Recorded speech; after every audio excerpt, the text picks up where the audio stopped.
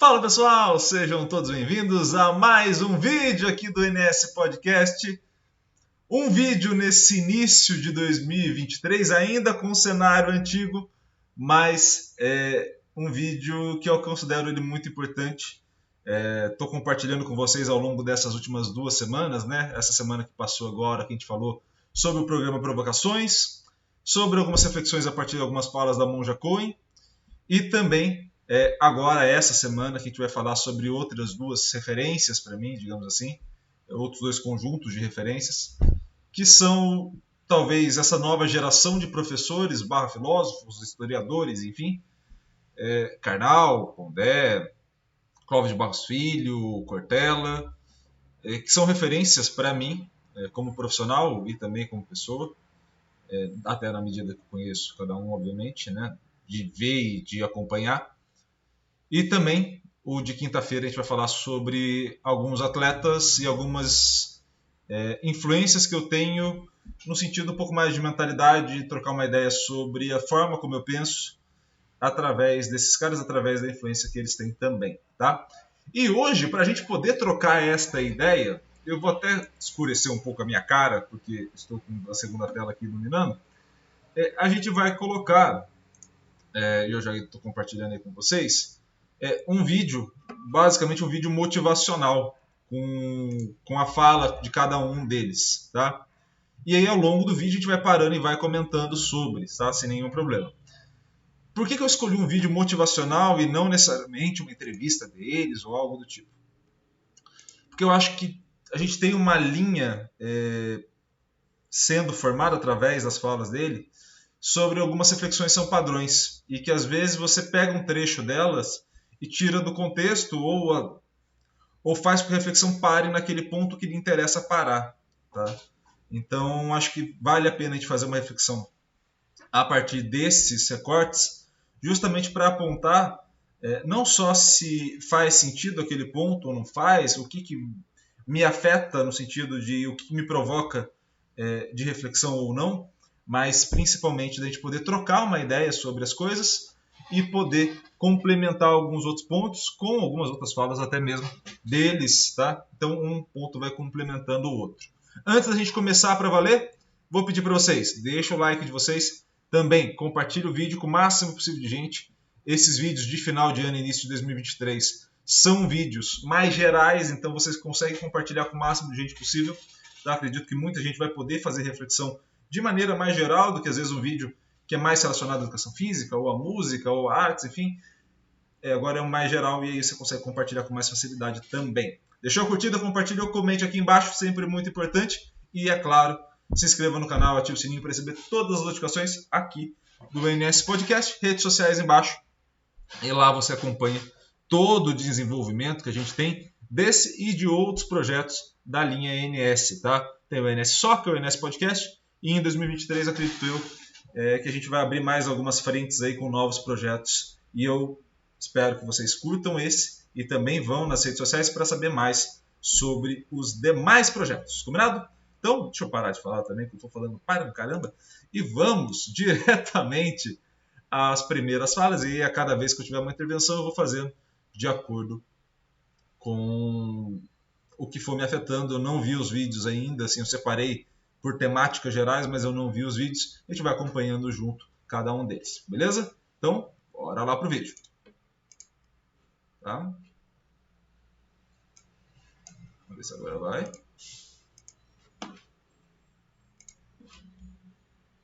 Serve. E o meu pai dizia: pra trás nem pra pegar impulso, seu bosta. Eu aprendi que jeito ou sorte é o nome que todo vagabundo dá ao esforço dos outros.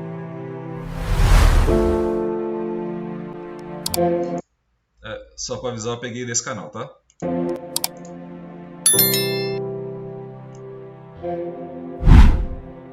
Ninguém me controla e eu acredito, como os filósofos gregos, que a vida pode ser mais racionalizada. Eu acredito que eu tenha condições de interferir na minha vida. Eu acredito que quando eu faço a pergunta o que estamos fazendo de nós mesmos, eu posso dar uma resposta objetiva e prática. O que eu estou fazendo de mim? É um momento para pensar. Nós no Brasil costumamos valorizar o resultado e não o custo. Por isso que no Brasil pessoas de sucesso são olhadas sem levar em conta o que custou este sucesso para esta pessoa. Alguém olha para a casa boa de alguém e não pensa os anos de poupança, de trabalho, de investimento para você chegar ali. Eu aprendi e tenho dito isso repetidamente porque hoje é uma crença total minha. Eu aprendi que jeito ou sorte é o nome que todo vagabundo dá ao esforço dos outros. Passar a vida inteira sem saber exatamente o que a natureza esperava de... Eu vou fazer um comentário nessa primeira fala do Karnal. Essa palestra eu já vi algumas vezes dele. Muito boa, inclusive.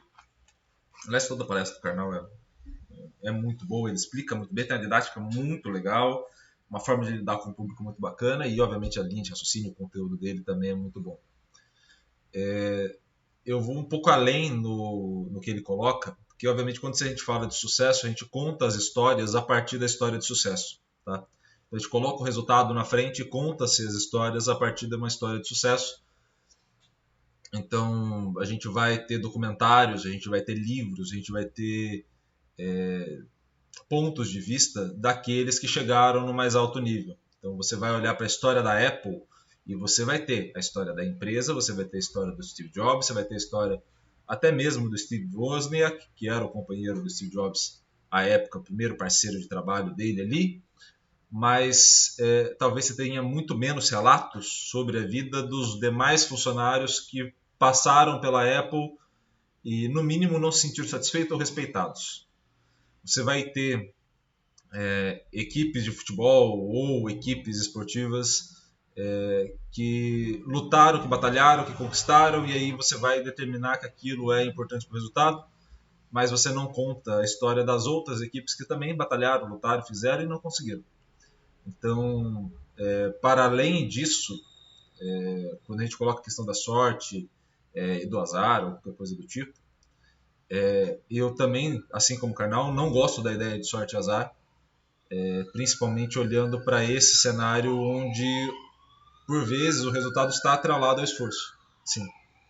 Mas principalmente porque sorte e azar são termos que a gente utiliza para determinar coisas que a gente não sabe o que é. E aí é uma questão de incapacidade de saber e não necessariamente sorte ou azar. Então, é claro, eu não imagino que todo mundo que se esforça o mesmo tanto tenha o mesmo resultado, porque senão seria receita de bolo. Você acorda cedo, faz tais coisas. Algumas coisas até podem ser assim, um pouco mais de receita de bolo. Eu quero aprender a ler. Pode ser que ler, que eu estou falando como hábito, né? Não como ação de ler. Como hábito de leitura, por exemplo, eu quero aprender a ter esse hábito. Pode ser que eu me esforce 15 minutos, depois 20, depois 30 e vá aumentando. Mas isso envolve eu e o hábito da leitura. Se eu mudar o acesso à leitura, já começa a dificultar o processo. Eu e Iago temos um acesso contínuo, seja via internet ou por livros, ou em bibliotecas de universidades, então fica mais fácil, inclusive, o processo. Outras pessoas terão maior esforço do que eu para chegar no mesmo nível de leitura que eu. Porque eu sou foda pra caramba? Não. Porque naquele momento elas estão contando uma outra trajetória que não a minha.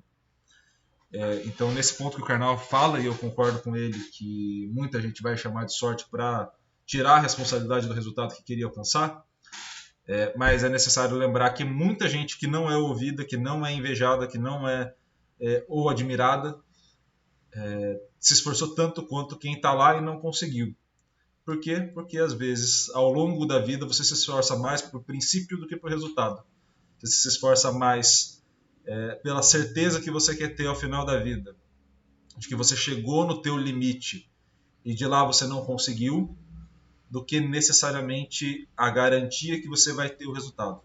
Então, isso é importante a gente ressaltar. Eu acho importante fazer essa reflexão antes de ir para a continuidade. E aí, é claro, você vai viver de qualquer jeito, sem saber exatamente qual é a tua praia, quais são as tuas forças e os teus recursos. Você acaba vivendo aonde tem lugar, você acaba se encostando aonde deixam, e aí a vida tenderá a ser medíocre, menos perfeita, menos excelente, menos espetacular, e aí ela é sem graça. Olha só, um dia pronto, me acabo. Seja o que tem de ser, morrer que me importa. O diabo é deixar de viver. E quando que você e eu deixamos de viver? Quando a gente tem uma vida pequena, banal, fútil, inútil, superficial. Afinal de contas, nós somos mortais. Isso significa que nós não temos a eternidade para ter uma obra que honre uma vida para que ela não se apequene. Se você não tem dúvidas é porque está mal informado. Cuidado, nós estamos vivendo uma geração mais jovem de idade que acha que não tem dúvida. E está plena de dúvidas. Tanto que a filosofia voltou com força. No cotidiano, boa parte do meu público de leitores ou de pessoas que procuram palestras tem menos de 18 anos de idade. Porque há uma angústia muito forte em relação a caminhos, trajetórias. Mas uma parte acha que não tem dúvida, faz uma leitura apressada. Todo vagabundo diz que alguém que venceu tem sorte, tem jeito. Nossa, você tem uma sorte, o dinheiro lhe sorri. O dinheiro nunca sorri para ninguém. O dinheiro para ser obtido é um sacrifício muito grande. Às vezes mais, às vezes menos. É uma coisa que me irrita há anos e eu tenho insistido. Quando as pessoas me dizem, nossa, você tem muito talento com línguas. Eu não tenho talento algum. O pouco que eu fiz na minha vida é fruto de sábado e domingo estudando verbos irregulares. E passando férias de janeiro e fevereiro fazendo estágios no exterior para ver se aprendia alguma coisa. E aí quem não faz isso diz, nossa, mas como você tem jeito? Não tenho jeito nenhum. O meu pai sempre foi a pessoa mais importante da minha vida. Foi o meu pai que me criou. E o meu pai, ele nunca estudou. Mas ele dizia coisas que depois eu encontrei na filosofia mais sofisticada. Você certamente já ouviu falar de um pensador do século XIX chamado Nietzsche, que escreveu uma obra complicadíssima intitulada Assim Falava Zaratustra. Pois muito bem, nessa obra tem uma fala que meu pai dizia praticamente com as mesmas palavras. O filósofo dizia, demore o tempo que for para perceber o que você quer da vida. E o meu pai dizia, não tenha pressa na hora de viver. Aí o filósofo dizia, percebendo o que quer da vida, não recue ante nenhum pretexto. E o meu pai dizia, para trás nem para pegar impulso. O filósofo dizia, não recue porque não falta no mundo quem queira te dissuadir. E o meu pai dizia, não recua porque o mundo está cheio de gente querendo te fuder. E o meu pai ainda sempre acrescentava com carinho para mim, seu bosta. Naquilo que vai fazer, seja o que fizer, vai fazer o teu melhor.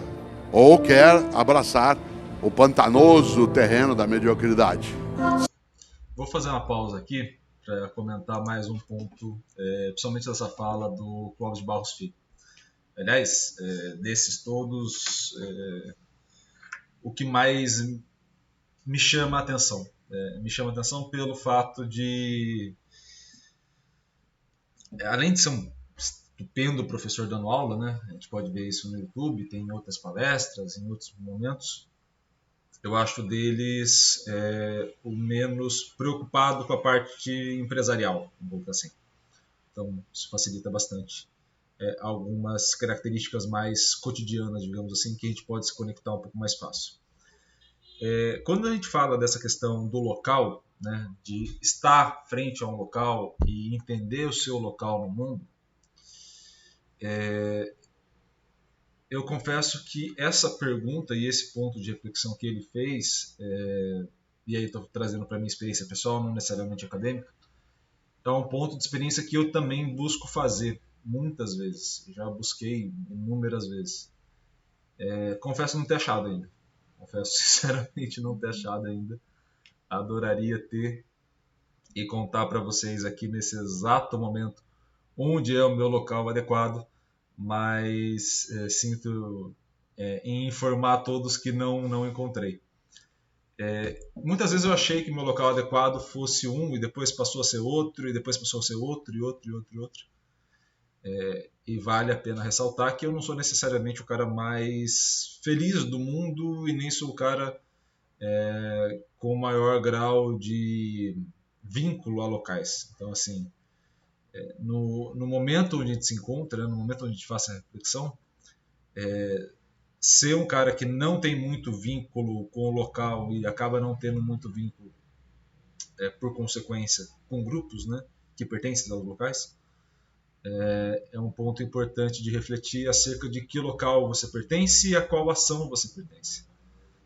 Por vezes, e eu já tive essa conversa com algumas pessoas aqui do canal No Bastidor, né, que participaram das entrevistas, falar, poxa, mas você é do futebol e está fazendo o canal e está falando sobre essas coisas e está indo atrás. Eu sou esse cara confuso mesmo, assim, não tem nem muito o que falar para vocês, sou só esse cara confuso mesmo, que gosto de desafios, projetos, iniciativas e gosto muito de dar a cara a tapa, né? Então, quando eu montei isso daqui, era uma dor que eu tinha e achei bom evitar que os outros tivessem, ou pelo menos amenizar um pouco durante 1 hora, 2 de bate-papo. Eu, quando monto os projetos e quando monto as minhas ideias, elas são muito mais sobre mim do que sobre o esporte ou sobre o futebol de maneira específica, né? Porque são uma forma de expressão, uma forma de, não sei se de arte especificamente, se daria para colocar assim, né? Até porque tem essa dualidade com relação à ciência, mas é uma forma de expressão muito mais dos meus anseios, das minhas dúvidas, das minhas angústias, do que necessariamente do que está ali.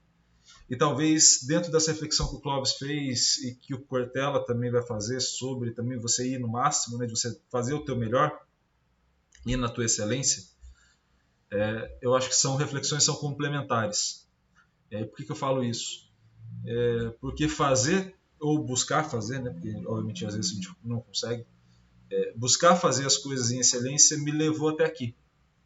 Me fez passar por diversas experiências, diversas conversas, diversos momentos. Não necessariamente eu tenho achado o meu local ao longo dessas conversas, mas me permitiu fazer reflexões ao longo desse tempo. Talvez, entrando aí de novo naquela primeira reflexão do Karnal, dado não fazer o esforço no máximo, talvez eu não tivesse, né? Máximo dentro das minhas condições, dentro da minha vivência, tá? Só para deixar bem claro. Quando a gente vai observar essa questão de novo do Clóvis, eu acho que vale a pena a reflexão nossa sobre o nosso local, né? Sobre aquilo que nos deixa mais feliz.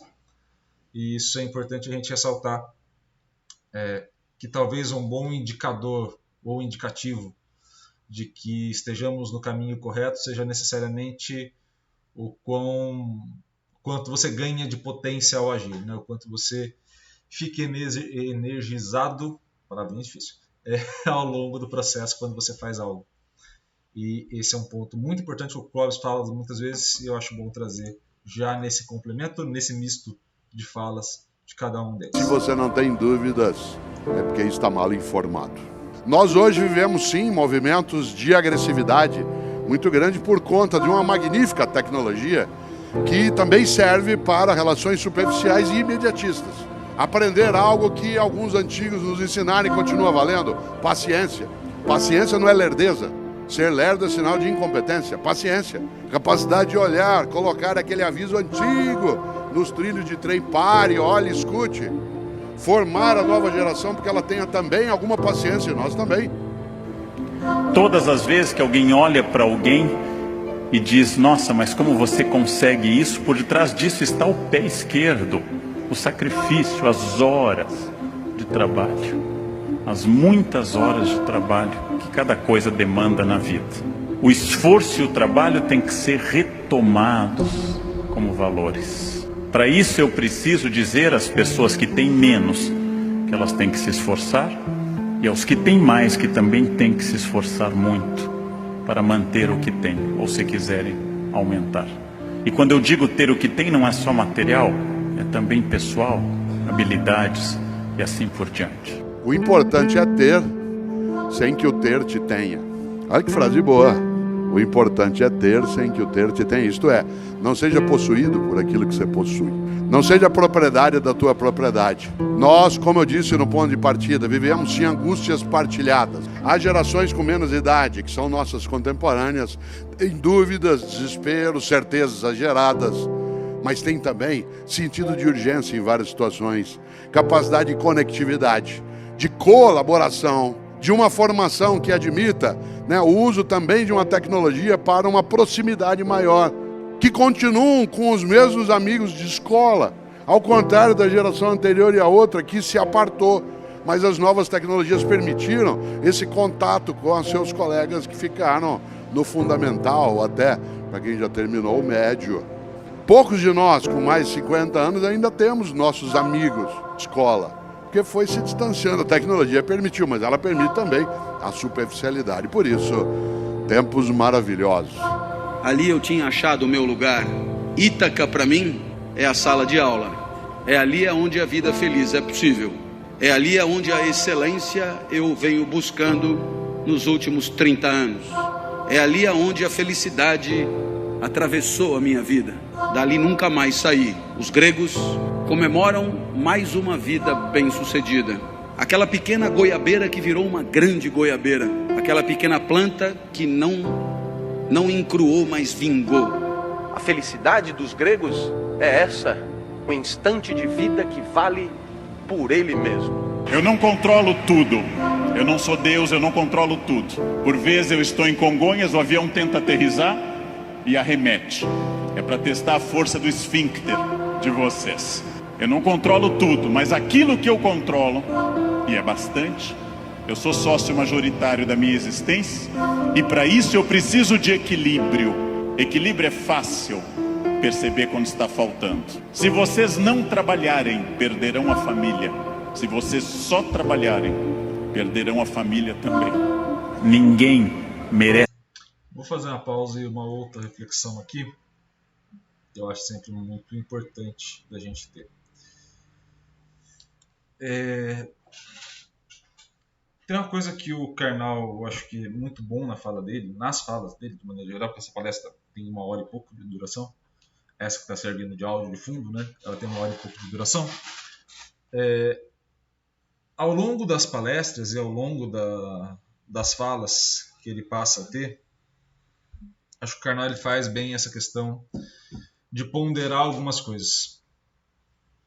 E faz bem dessa questão de não romantizar alguns pontos. Romantizar no sentido negativo da palavra, tá?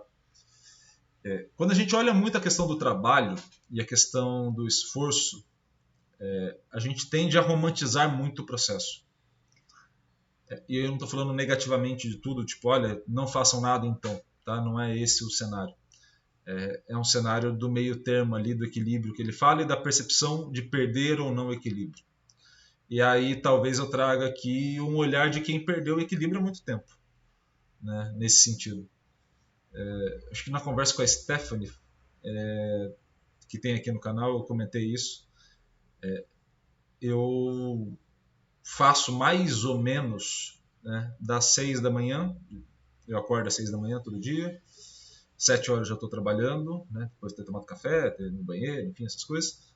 7 horas da manhã eu estou trabalhando e vou das 7 até meio-dia, paro para o almoço, dá 1 hora que eu volto até as 10 horas da noite, e isso de segunda a segunda.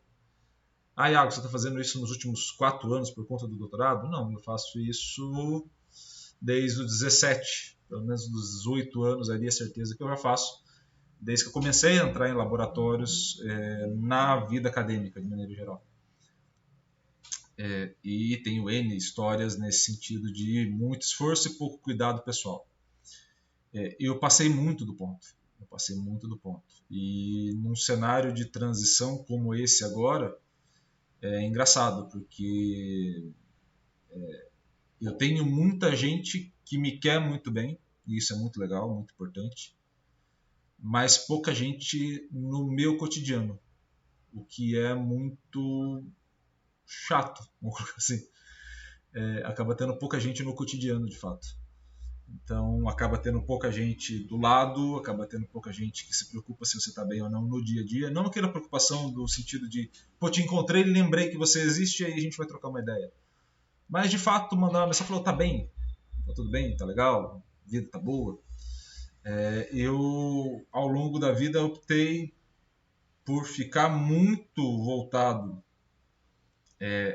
à área acadêmica e ao trabalho ou ao estudo quando era mais novo. E esses riscos que o Karnal coloca do perder, né? Ele falou da família ali, mas a gente pode olhar isso com um viés um pouco maior para a gente poder entender um pouco isso. Perder oportunidades, porque está focado demais. E aí, quando eu falo oportunidades, por exemplo, olhar para 2010 até 2013, 14, que eu estava ainda na universidade, na Unicamp, né, como graduação, e ter evitado de fazer, por exemplo, intercâmbio, porque eu queria ficar mais tempo no laboratório, eu queria concluir uma pesquisa, ou estava preocupado com outras coisas e acabava perdendo tempo do edital, era não ter uma mente mais aberta a cenários, porque o foco era só aquele. O foco era só render, o foco era só dar continuidade, era ser treinador, e aí eu fui tirando, acredito eu, atenção a uma série de coisas, a uma série de experiências e a uma série de pessoas. Então eu fui tirando a atenção da família, fui tirando a atenção de amigos, fui tirando a atenção de colegas de trabalho, inclusive, que estavam ali dividindo no dia a dia comigo o ambiente. E em determinados momentos, de fato, a busca pelo alto rendimento, a busca por ser o melhor treinador da história, tiver a Champions League, que era um sonho que eu tinha e bobear ainda tem, mas enfim, está mais guardado esse sonho pelo menos, me levou a um certo ponto de isolamento, de fato. E ao longo desse processo, é o que o Karnal colocou ali, quando você está buscando esse nível, está buscando esse cenário, se você não tomar cuidado, o isolamento te vicia e a busca excessiva pelas coisas pode te afastar das coisas que você buscava, né? Que pode parecer contraditório, mas eu juro que não é. Então, nesse cenário, vale a pena essa reflexão que o Karnal fez e muito convém para as coisas que servem, inclusive, de base aqui no podcast. Iago, como é que você troca ideia com as pessoas e fala das dores e sofrimento delas? Porque eu tenho noção das minhas. E eu acho que um bom caminho é a gente contar a história de todo mundo para que cada um tenha, se não responsabilidade, não seria essa a palavra, mas cada um tenha a chance de poder desabafar, né? Poder colocar para fora e ser acolhido de alguma maneira.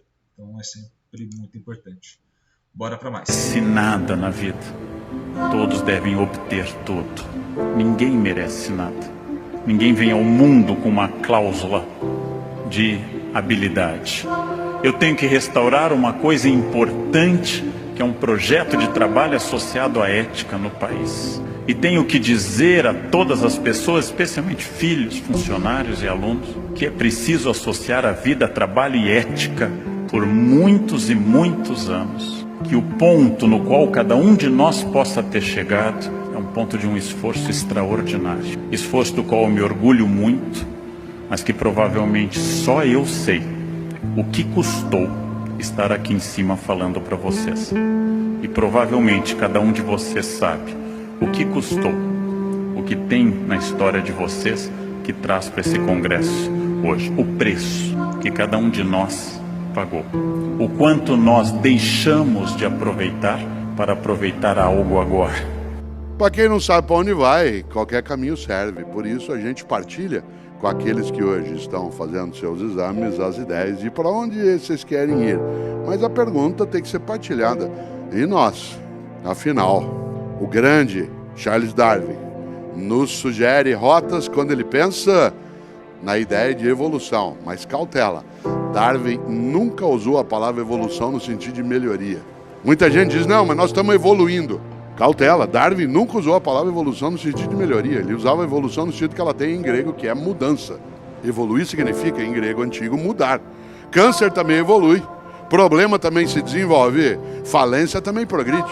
Aliás, quando um de nós morre, quem é médico aqui ou médica, anota no nosso prontuário, evoluiu para óbito, que é uma coisa estranha para quem é leigo. Mas como você já está morto, tanto faz. Evoluir significa mudar, e a grande questão é mudamos para... Você diz assim, bom, não sei, bom, a gente tem que saber. Diz, mas isso é muito difícil. Sim, mas não é impossível. Mas isso aí não é uma tarefa minha. De quem é? A felicidade dos gregos é essa, um instante de vida que vale por ele mesmo. É fácil dar exemplo do que a felicidade não é. Eu fui jantar na casa de um amigo domingo e o filho dele estava estudando matemática. E eu perguntei pro menino, pô, cara, estudando matemática domingo, e ele podia ter dito, tio, olha que tesão de equações. Quanto mais embaçada, melhor, isso aqui é do caralho resolver. Eu sempre resolvo 50 antes de dormir. Mas não foi o que ele falou. Ele falou, eu tenho que tirar 7,5 amanhã na prova. Então eu tenho que fazer essa merda dessa lista, senão eu tô fudido. E aí você podia pensar, se ele vendeu domingo por causa de segunda na prova, ele vai exultar, ele vai delirar na prova. E o menino falou, bem que meu pai falou que o senhor sempre foi meio doido. Eu só preciso tirar 7,5. E eu falei, 7,5 pra quê? Ele, pra passar de ano, ué. A única coisa que me importa, tio, é passar de ano. E quando o ano que vem chegar, o menino dirá a mesma coisa, passar de ano. Essa é a escola da tristeza, em que você fica ali esperando o ano que vem chegar, esperando o ano acabar, esperando a vida acabar. A escola da tristeza é ótima, na verdade, porque ela prepara o profissional. Ela prepara o profissional para viver o trabalho da tristeza. Aquele que você espera 30 dias por causa do 5º dia útil. Aquele que você vende a vida por causa do salário. A escola da tristeza é a melhor preparação para a vida triste. A felicidade é um instante de vida que vale por si só. Se você quer saber se aquele instante está valendo a pena, pergunte-se, pergunte-se se você gostaria que ele durasse um pouco mais. A vida é boa quando você torce para ela não acabar. Não existe karma, não existe destino, não existe sorte. Você ganhou esse dom da humanidade, que é o livre-arbítrio. Não insulte o mundo, pensando que você está submetido a forças que lhe controlam. É preciso pensar objetivamente naquilo que você quer e não imaginar que no seu trabalho, no seu estudo, na sua empresa, você está submetido ao controle das pessoas. Que você não cresce porque o chefe é ruim, o professor é limitado. Há um aluno que me diz, o outro professor é fraco. Ótimo, você vai passar fácil e vai ter tempo para estudar o que é realmente importante. Não jogue no outro essa responsabilidade. Sartre chamou a isso na filosofia de má fé, quando eu atribuo ao outro. A vida é muito curta para ser pequena. Já basta que ela curta seja para que eu consiga pequená-la de algum modo. E quando a gente apequena uma vida que já é curta, quando a gente tem uma vida banal, fútil, inútil, superficial, morna. Você quer coisa mais honrosa do que ganhar a vida cuidando de vida, mas não da própria vida, também da própria vida, mas do conjunto da vida numa comunidade, numa cidade, num estado. E nesta hora, quero lembrar algo. De fato, a vida é muito curta para ser pequena. Eu vou fazer uma reflexão antes de ir para o segundo vídeo.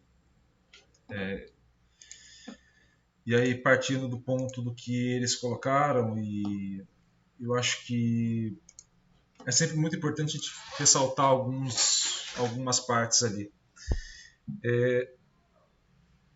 Quando a gente observa as situações, a gente está partindo de um pressuposto, tá? Antes da gente entrar em mais assuntos, a gente está partindo de um pressuposto. Quando a gente fala, por exemplo, que as coisas que estão ao teu redor não te limitam, né, como o Karnal falou, a gente está partindo de um pressuposto de coisas banais, tá, gente? Só para deixar mais claro. Então, quando a gente estiver falando de pressupostos que são banais, que não te tomam a liberdade de decisão, você tem o livre-arbítrio, de fato, e você consegue tomar a decisão a partir disso. E isso faz com que você avance. Quando você não tem esse livre-arbítrio, quando você não tem esse conjunto de possibilidades, você acaba tendo uma possibilidade de tomar a decisão mais limitada no mínimo. Tá? Então a gente está falando de 2 cenários aí, só para dar um contexto. Não é nem contrário, a fala dele é perfeita, mas é nesse sentido de dar um contexto à fala. Tá? Porque obviamente está tirando trechos das entrevistas, trechos das palestras, e ao olhar os trechos a gente pode ficar com algumas certezas de que então é uma questão só de mérito. Não, não é só isso. É uma questão de contexto que envolve esse mérito. Num contexto normal do teu dia a dia, sem nada fora do conjunto que seja antiético, que seja fora do conjunto de regras vigentes na sociedade, a decisão é sua. É um pouco do que a gente viu lá no vídeo da Monja Coen, do sofrimento ser opcional. A dor ela vai existir. De fato, não tem como evitar a dor. Mas você ficar remoendo a dor vai ter. Você, por acaso, achar um colega seu de serviço mais fraco, pode ser que exista, de fato. Não tem o menor problema. O que você vai tomar de decisão aí é um problema seu. Se você vai auxiliar ele a melhorar, se você vai ter uma conversa com ele, se você vai render mais e nem se preocupar com ele, ou se você vai ficar toda hora lembrando todo mundo que ele é mais fraco que você e você vai perder o tempo. E ao perder o tempo, o teu sofrimento, além de existir, aumenta porque vai vendo aquela pessoa que você tinha uma imagem negativa te superar. Então, nesse cenário que a gente está caracterizando, a dor ela existe. O sentimento, o afeto que está ali, ele existe. O que você vai fazer com ele é o grande problema. A mesma coisa que a gente pode observar dessa fala é para todas as outras. As dores e afetos vão estar ali. O que você vai fazer com elas é a grande sacada que você pode ter. Claro, num conforto maior, a tua margem de ações é maior. Num conforto menor, numa situação de alto perigo, por exemplo, teu conforto é menor e tua margem de ação é menor. Né? Se a gente está olhando para uma situação de guerra, e não precisa olhar para as atuais, pode olhar para o passado, para a gente não ter uma questão de disputa de quem está certo, quem está errado, qual é o contexto.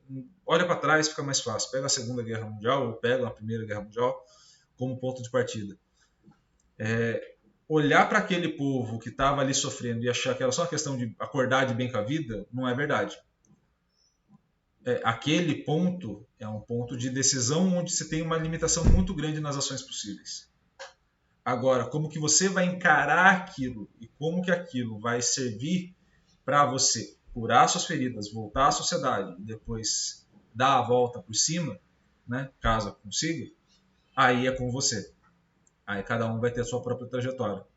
Então, nesse primeiro, onde todo mundo é mais limitado, para onde eu estou aqui conversando na sala da minha casa com vocês, há uma diferença muito grande. Eu tenho uma margem de ação muito maior.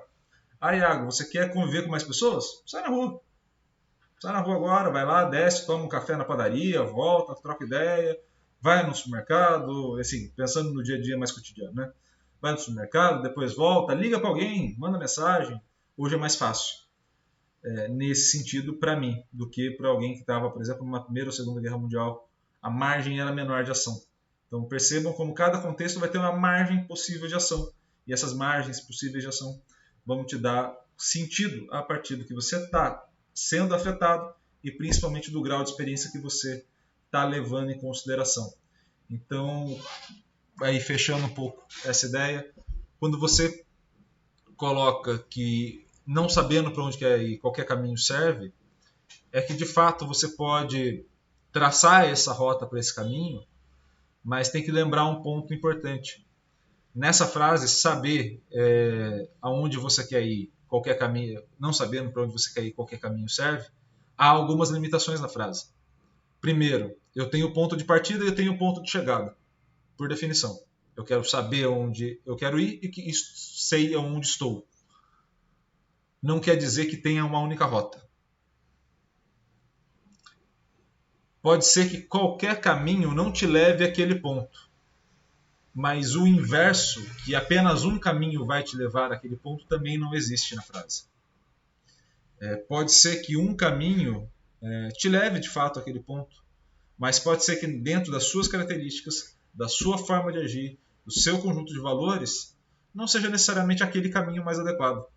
Pode ser que seja outro completamente distinto daquele. Pode ser que você vá conquistar um futuro muito melhor fazendo uma rota que ninguém fez e descobrindo um novo caminho. Quando você não sabe onde quer ir, qualquer caminho serve. Quando você sabe, não é um único caminho que serve. Podem ser vários. E isso é importante a gente ressaltar aqui também. E vamos para o segundo vídeo, porque temos mais vídeos, né? Obviamente está pegando trechos aqui de vídeos e vale a pena a gente trocar ideia sobre outros também que vão aparecer. Certo. Atrás dessa pessoa existe estratégia. Não tem mais ninguém para resolver o problema senão nós mesmos. Ou a gente se mexe, ou a gente não consegue ultrapassar as barreiras, as adversidades que temos de fazer. mais uma vez no mesmo canal, tá, gente? Só pra deixar claro aí. Tem conteúdo legal lá também. Eu vou ganhar dinheiro se eu ganhá-lo. Eu vou encontrar o amor se eu for atrás e tentar. E talvez se eu não encontre, o problema não seja do amor, mas de mim. Quando uma coisa está complicada é assim, ou senta e chora, ou levanta e enfrenta. Ou senta e chora, ou levanta e enfrenta. Você resolve qualquer problema. O céu é o limite. Um gato que nasceu gato e não gostou de ser gato vai ter que encarar essa dura realidade. Eu vou conseguir as coisas no momento que eu fizer, comendo ou não lentilha, botando cueca vermelha ou não, pulando 7 ondinhas ou não. Nós estamos numa circunstância dessa, ou afunda ou nada. Ou a gente se mexe, ou a gente não consegue ultrapassar as barreiras, as adversidades que temos de fazer. A sua vida sempre pode ser outra. O esquisito é se queixar. Afinal de contas, se você é soberano, gestor da própria trajetória, se não tá bom, faça acontecer diferente. O ano não será regido pela magia, mas o ano será regido por aquilo que eu fizer. É uma das coisas mais revolucionárias do mundo, decidir-se senhor da sua vida, dono da sua carreira, gerador de parte daquilo que é sua família, gestor de tudo que passa por você, e ao final, o resultado é exatamente a liberdade diante da sua biografia. Evidentemente que ou senta e chora ou levanta e enfrenta, significa que a gente precisa correr o risco do desequilíbrio momentâneo. Vou falar outra coisa que quem está conosco sabe, mas a gente tem de pensar. Estar equilibrado não é estar imóvel. Estar equilibrado é mover-se sem desabar.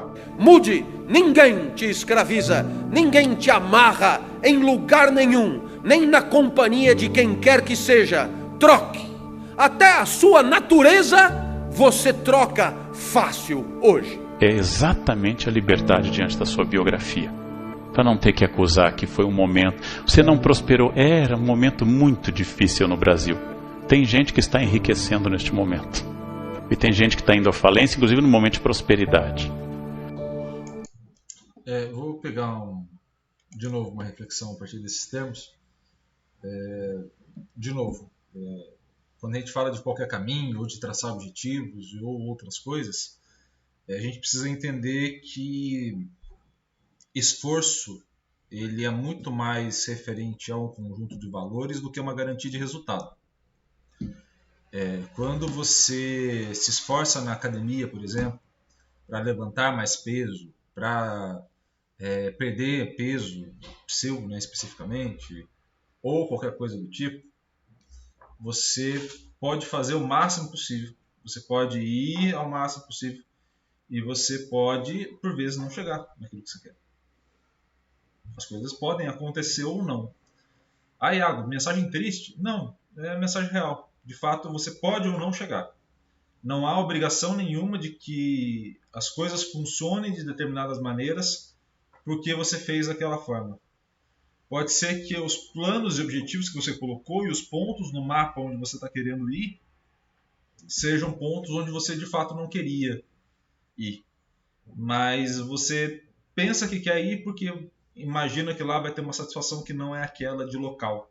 Não tem nada a ver com ir para lá ou de conquistar aquilo. Quando ao longo da vida eu coloquei algumas metas, de fato elas falavam mais sobre mim do que sobre as metas. Então, quando eu, por exemplo, segui o meio acadêmico, quando eu fui para o mestrado, e aí agora um doutorado é uma consequência, na progressão nesse sentido,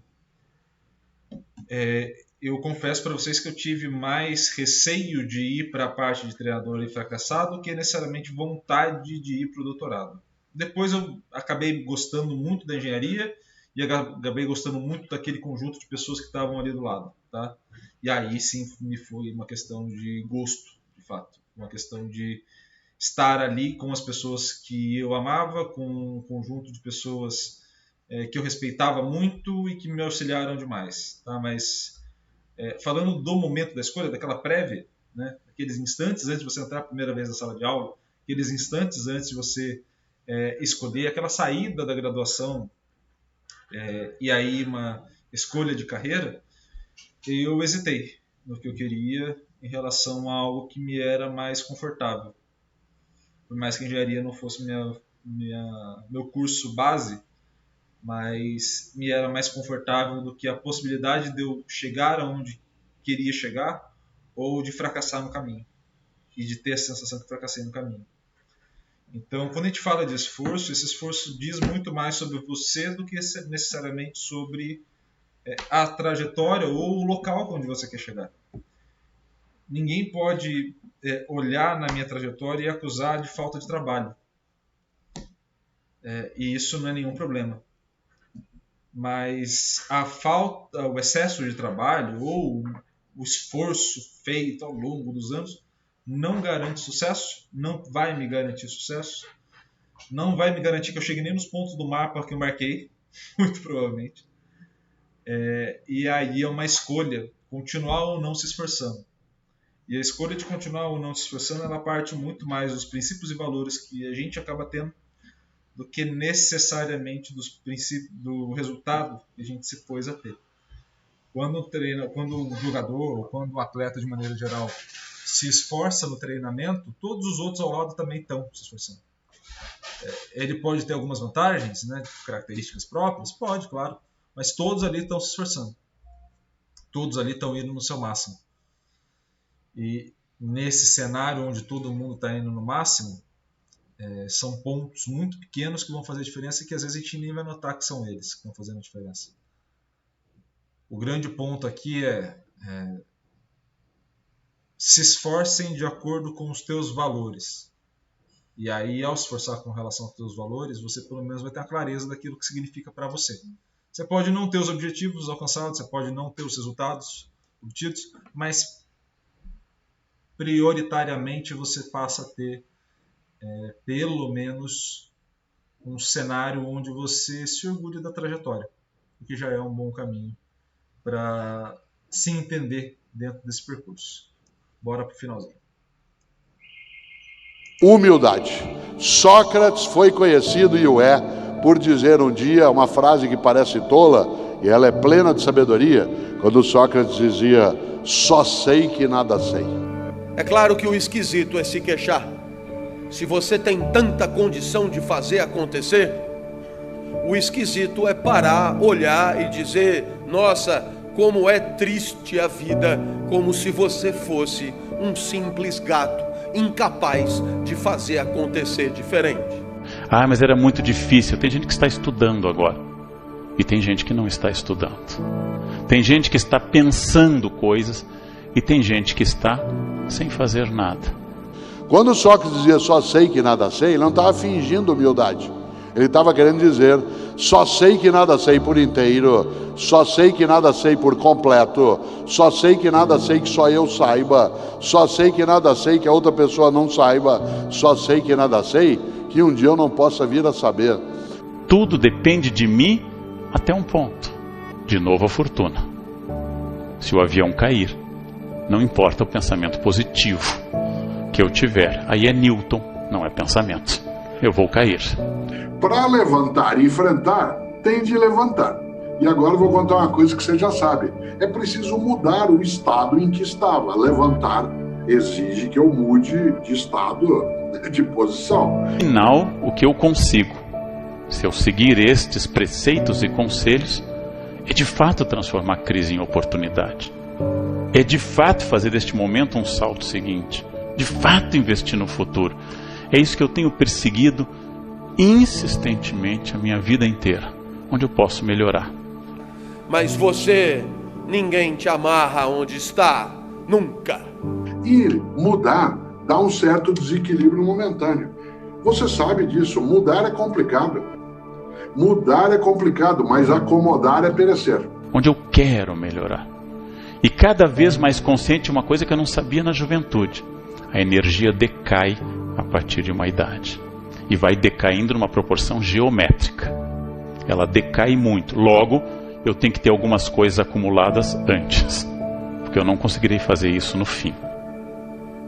Um indivíduo que se assume como sendo coisas muito definidas e tendo competências muito estanques, corre um enorme risco de que suas competências sejam excelentes para um mundo que não existe mais. Quando Sócrates dizia só sei que nada sei, ele não estava querendo dizer que ele nada sabia de verdade. Isso seria estranho em alguém que era considerado o mais sábio dos atenienses no século V a.C. Eu tenho que me preparar e saber de cada fase uma fase nova e um desafio novo. Experiências novas, sair da minha zona de conforto, porque nada mais tedioso que alguém que se repete infinitamente, e parar de culpar esposa, filhos, governo, chefe, políticos, momento econômico por fracassos ou por sucesso. Pessoal, fazendo uma última reflexão, acho que vale a pena a gente ressaltar alguns pontos. Quando a gente fala muito dessa questão das amarras, desse cenário todo, eu acho importante a gente ressaltar sobre o papel que esses caras têm hoje em dia e que eu espero muito que o ENS Podcast e os outros projetos aqui do ENS possam ter para vocês aí do outro lado. Quando eu e Iago ouvi o Clóvis de Barros Filho a primeira vez, ou quando eu ouvi o Mário Sérgio Cortella, ou quando eu ouvi o Karnal, ou o Pondé, eu me surpreendi muito, porque entre as pessoas que eu convivia não tinha ninguém desse tipo. Ninguém desse tipo, o que eu quero dizer com isso? Ninguém que quisesse facilitar a linguagem para conversar comigo. Então, quando a gente olha muito para o meio acadêmico e quando a gente olha muito para outros meios de comunicação, de maneira geral, a gente olha sempre para alguém que quer dificultar a conversa, usar um termo mais robusto, sendo que existe um mais simples, colocar assuntos que são do povo numa linguagem muito difícil, em exemplos difíceis. E talvez com eles a primeira coisa que eu percebi foi justamente isso, de que eles querem colocar uma linguagem mais fácil, querem passar a informação de maneira adequada. E espero muito, muito mesmo que cada uma dessas conversas do ENS Podcast, ou cada um dos vídeos do ENS Soccer, ou os novos projetos de 2023, eles tenham o mesmo destino, digamos assim, né? Que eles possam, de fato, passar por vocês, estarem disponíveis para vocês e que vocês possam aproveitar mais e mais os conteúdos, as falas, as reflexões, as vivências, as experiências de outras pessoas, para que vocês, num primeiro momento, entendam que não estão sozinhos nesse mundo, no sentido de ter alguma interlocução, ter algum contato com as outras pessoas, mas também que vocês aí do outro lado são únicos. Cada um vai ter uma própria vivência, uma própria história, e que vocês merecem serem ouvidos, pelo menos durante 1 hora ou 2, sobre a trajetória de vocês. Que vocês merecem estar presentes, que vocês merecem um nível de atenção e uma certa compreensão, claro, dentro da lei, dentro do que for possível. Espero muito que vocês tenham gostado dos vídeos. É óbvio, eu fico num clima um pouco maior de reflexão, que é o clima pré-conversa que eu tenho com o pessoal, não é o clima da conversa, justamente porque, para mim, afeta muito essas discussões de motivação, né, de maneira geral, porque eu acredito que é muito importante a gente ter essa noção de não romantizar o esforço ou o excesso de trabalho ou o excesso de qualquer coisa que seja, mas também entender que, por vezes, esse esforço, esse excesso, eles vêm de uma fonte de experiências e de construções de alegrias e felicidades, de momentos de ganho de potência que a gente às vezes tem vontade de recuperar, tem saudade de ter tido.